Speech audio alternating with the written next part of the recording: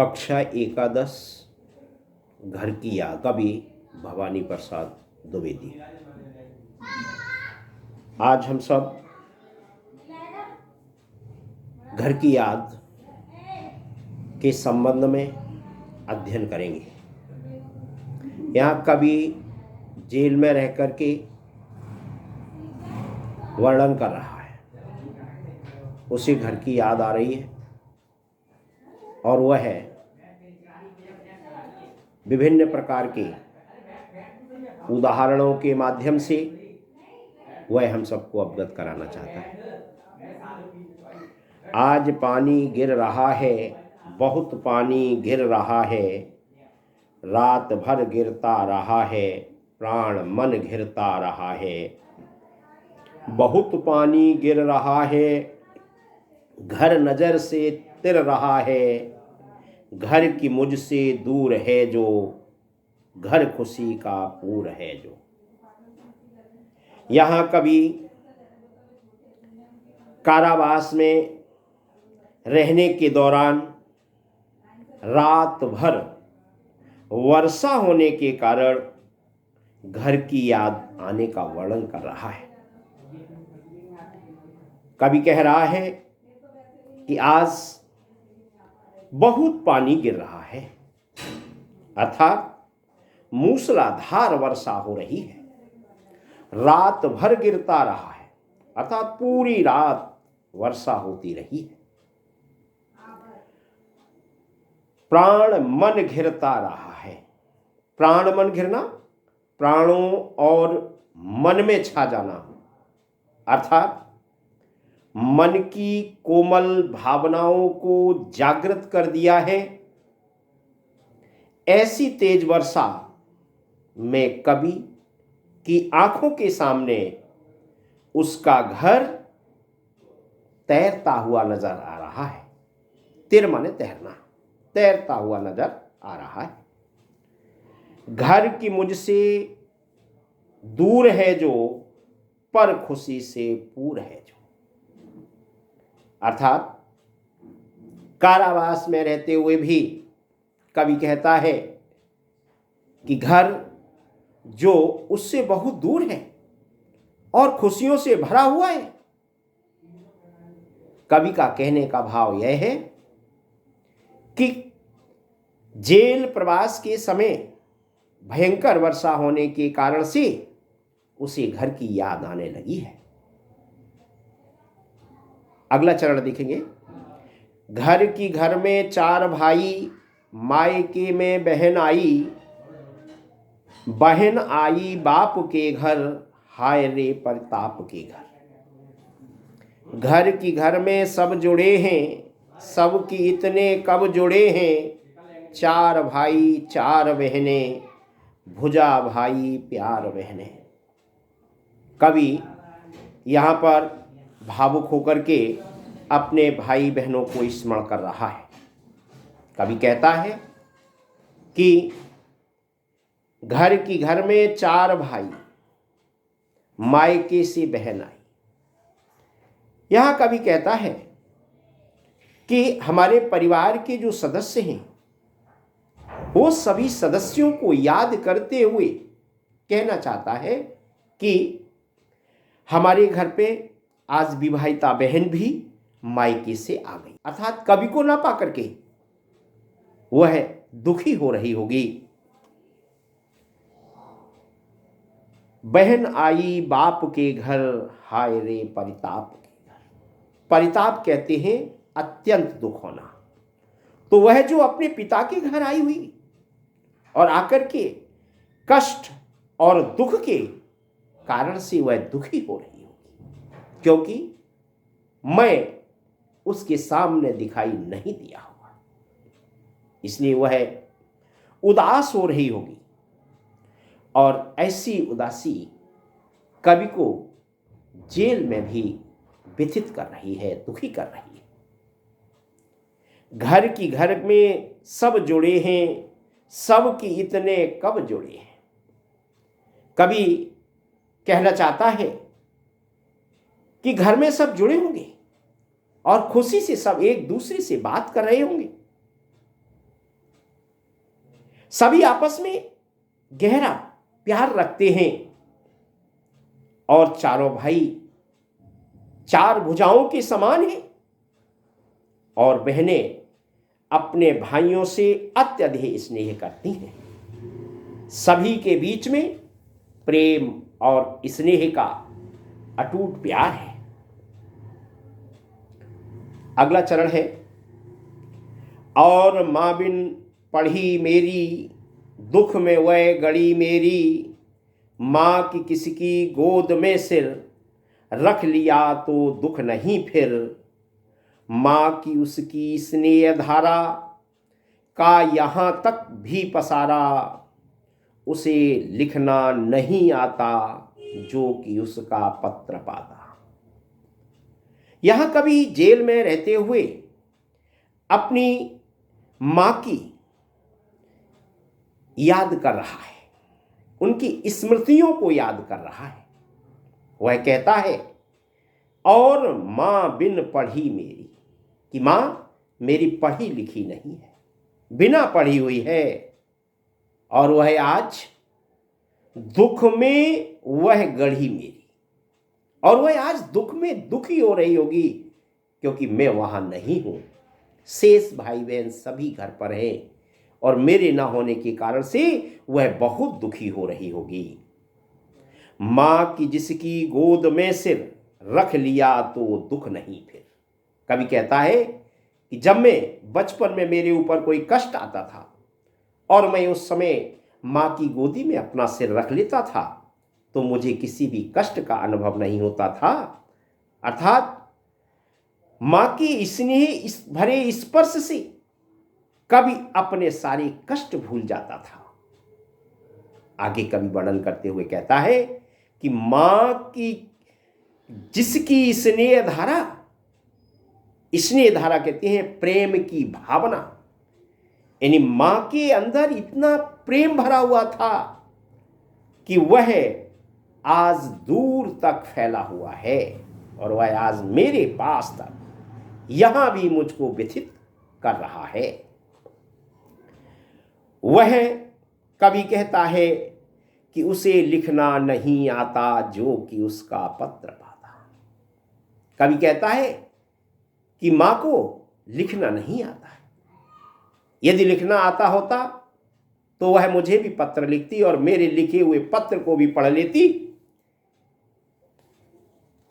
उसे अपनी मां का कोई भी पत्र प्राप्त नहीं हुआ है, वह पढ़ी न होने के कारण से उसके किसी भी प्रकार की विचित्र अवस्था को नहीं पढ़ सकती है।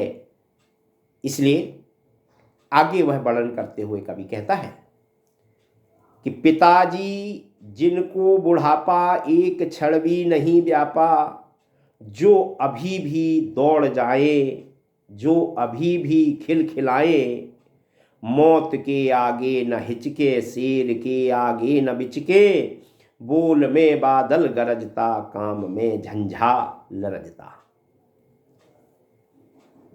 पिताजी के विषय में कवि वर्णन करते हुए कहता है कि पिताजी हमारे बहादुर व साहसी हैं, दृढ़ निश्चयी हैं।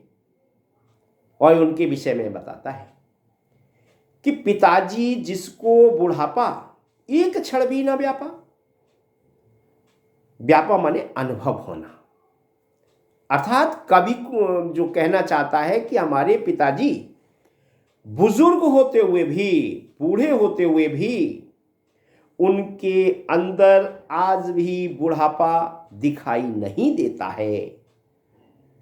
वह नव युवकों जैसा कार्य करते हैं, उनके अंदर उत्साह, साहस, दृढ़ संकल्प, यानी पक्का इरादा कर लेते हैं तो संपूर्ण कार्य कर लेते हैं। और कवि कहता है कि जो अभी दौड़ जाएं, जो अभी भी खिलखिलाए।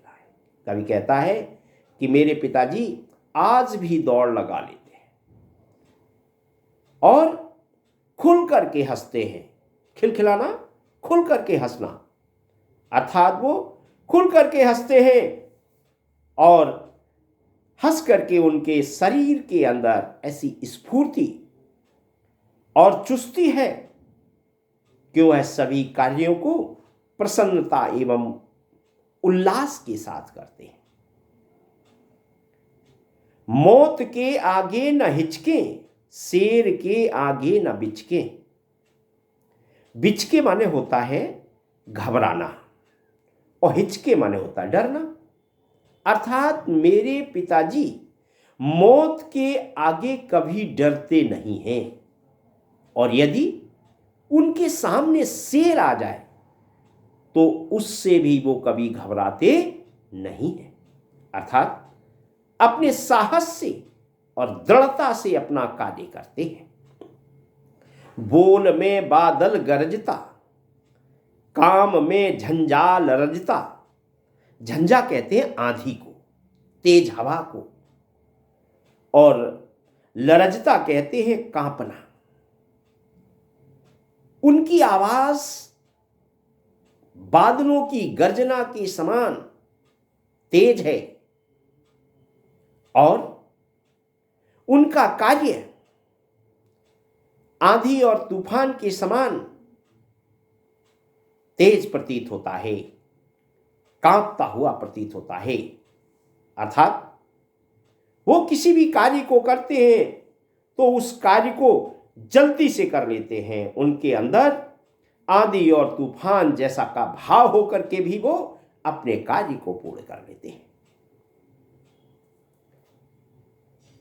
आज गीता पाठ करके, दंड 260 करके, खूब मुगदर हिला लेकर, मूठ उनकी मिला लेकर, जबकि नीचे आए होंगे नैन जल से छाए होंगे, हाय पानी गिर रहा है, घर नजर में तिर रहा है। कवि यहां वर्णन करते हुए कहता है कि वह व्यायाम प्रतिदिन करते हैं, नित्य का कार्य उनका व्यायाम करना है। और पिताजी हमारे बूढ़े हैं, बुजुर्ग हैं। वह छत पर अर्थात ऊपर अपना गीता का पाठ करते हैं, और वह गीता का पाठ करके और वहीं पर 260 दंड बैठक लगा करके और मुद्गर से व्यायाम करके, कसरत करके, मुद्गर की मूठ को पकड़ करके घर में ऊपर से नीचे आ रहे होंगे। तो क्या होगा? जबकि नीचे आए होंगे नैन जल से छाए होंगे। जब वो अपना व्यायाम करके नीचे आए होंगे तो उनके नेत्र आंसुओं से छलक आए होंगे, अर्थात उनके नेत्रों में आंसू भर आए होंगे। हाय पानी गिर रहा है, घर नजर से तिर रहा है, कि रात भर पानी गिरता रहा है। ये पानी इतनी जोर से बरस रहा है कि ऐसा प्रतीत हो रहा है कि मानो घर हमारा पानी में तैर रहा हो, तैरता हुआ प्रतीत हो रहा है। वह अपने बरसते हुए पानी में कभी घर की याद उसको सता रही है। और आगे कभी कहता है कि 4 भाई 4 बहनें, भुजा बाई प्यार बहने, खेलते या खड़े होंगे नजर उनको पड़े होंगे। पिताजी जिनको बुढ़ापा एक क्षण भी नहीं व्यापा, रो पड़े होंगे बराबर 5 में का नाम लेकर। यहां अपने पिता की याद करते हुए भाव विभोर होकर के कवि कहना चाहता है कि हमारे 4 भाई 4 बहनें हैं, और वे चारों भाई चारों बहनें बड़े प्यार से सब रहते हैं। उनके अंदर एक अटूट प्यार है, प्रेम है। उस प्रेम के कारण से वह सभी आज आपस में खेल रहे होंगे, आपस में खड़े होंगे, नजर उनको पड़े होंगे। पिताजी ने जैसे ही उन चारों भाइयों और बहनों को देखा होगा तो उनके अंदर की जो भावना है वो भाव विभोर हो गए होंगे। पिताजी जिनको बुढ़ापा नहीं आया है, बुढ़ापा प्रतीत नहीं होता है, एक क्षण भी नहीं प्यापा। उनको बुढ़ापा एक क्षण भी नहीं आया। वो चूंकि उनके अंदर स्फूर्ति है, वह स्फूर्ति से सब कार्य करते हैं, किंतु रो पड़े होंगे बराबर 5 में का नाम लेकर। किंतु जैसे ही उन्होंने हमारा नाम लिया होगा तो उनकी आंखों से आंसू आ गए होंगे, क्योंकि मैं घर पर नहीं, मैं जेल में हूं। इस कारण से वह अपने भाइयों और बहनों को एक साथ खड़े होकर खेलते हुए देख करके वह व्यथित हुए होंगे, दुखी हुए होंगे और उनकी आंखों में आंसू आ गए होंगे। आगे कवि लिखता है कि 5 माह में हूं अभागा, जिसे सोने पर सुहागा। पिताजी कहते रहे हैं, प्यार में बहते रहे हैं। आज उनके स्वर्ण बेटे लगे होंगे उन्हें हेटे, क्योंकि मैं उन पर सुहागा, बधा बैठा हूं अभागा। यहां कवि वर्णन करते हुए कहता है कि हमारे पिताजी ने जब मुझे नहीं देखा होगा, मैं एक ऐसा अभागा हूं, मैं एक ऐसा 5वां पुत्र अभागा नालायक हूं कि मैं आज यहां जेल में बंद हूं। ऐसा विचार पिताजी ने किया होगा। और वो कहते हैं कि 5 माह में अभागा, जिसे सोने पर सुहागा।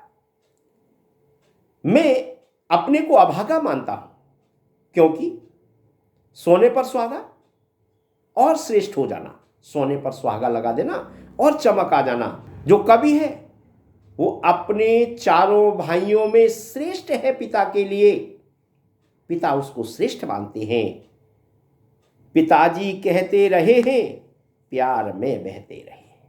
अर्थात उनका स्नेह प्यार हमारे ऊपर अटूट था, बहुत अधिक था, इसलिए वो आज मुझे याद कर रहे होंगे। आज उनके स्वर्ण बेटे लगे होंगे उन्हें हेटे, क्योंकि मैं उन पर सुहागा, बधा बैठा हूं अभागा। आज मेरे जेल में बंदी होने के कारण से उन्हें अपने चारों सोने के समान गुणों वाले पुत्र भी हीन प्रतीत हो रहे होंगे, वो भी तुच्छ प्रतीत हो रहे होंगे, क्योंकि वे तो मुझे उनसे श्रेष्ठ समझते थे और मैं आज भाग्यहीन जेल में होने के कारण उन्हें कष्ट पहुंचा रहा हूं। अगला चरण देखें। और मां ने कहा होगा, दुख कितना बहा होगा, आंख में किस लिए पानी, वहा अच्छा है भवानी। वह तुम्हारा मन समझकर और अपनापन समझकर गया है तो ठीक ही है, वह यह तुम्हारी लीक ही है। यहां कवि जो है अपनी मां और पिता के मन की व्यथा का अनुभव कर रहा है और कवि कहता है कि और मां ने कहा होगा, दुख कितना बहा होगा। यानी जब पिताजी को मां ने दुखी स्थिति में देखा होगा तो मां उनसे कहने लगी होगी, भवानी तो वहां अच्छा है। वह कहती होगी कि भवानी को वहां किसी भी प्रकार का कष्ट नहीं है, आप अपना मन क्यों छोटा कर रहे हो, आप अपने आंखों से आंसू क्यों बहा रहे हो। वह तुम्हारा मन समझकर और अपनापन समझकर गया है सो ठीक ही है, यही तुम्हारी लीक ही है। यहां कवि वर्णन करते हुए कहता है कि मां उन्हें समझाती हुई कहती होंगी कि वह आपके मन की बात समझकर और आपसे अपनत्व का भाव दर्शाने के कारण ही जेल में गया है सो ठीक ही है, वह तुम्हारी लीक ही है। वह आपके द्वारा बताए गए रास्ते पर ही तो चल रहा है, अर्थात वह आपकी जो परंपरा है, रीति कहते हैं परंपरा को। आपकी जो परंपरा है उस परंपरा का अनुराग कर रहा है, वह आपकी परंपरा पर ही चल रहा है। आगे का